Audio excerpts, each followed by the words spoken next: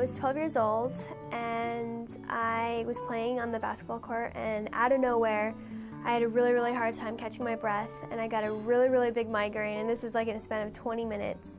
And they laid me down in the locker rooms, and my left leg went completely numb, and then my right leg was like tingling, and that was the last time I ever walked.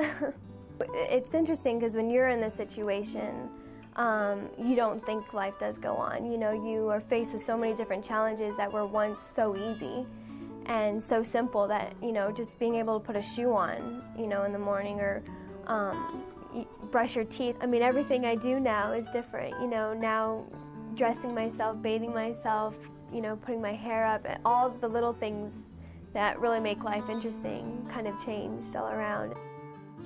So I always knew that I wanted to scuba dive, and I didn't know if I was going to be able to, you know, scuba dive after this happened. So, but thanks for my brother Al's encouragement, you know, I was able to get down there, and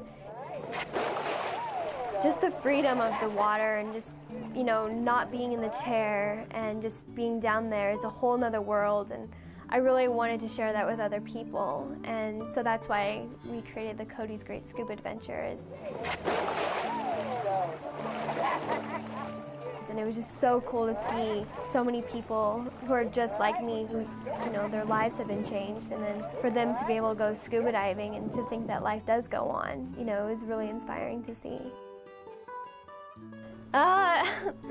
Dr. Kerr, oh man, he was the first doctor that actually sat down and said, "I'm really sorry this happened to you," you know, and that just really touched me because, you know, up to that point, you know, I was just considered, you know, kind of a patient. And stem cell research is extremely important to me because it's hope. You know, I watched Doug Kerr from, you know, when I first met him, do a bunch of research on, you know, lab rats, and it's hard to ignore that the fact that, you know, they're once paralyzed and then they're walking.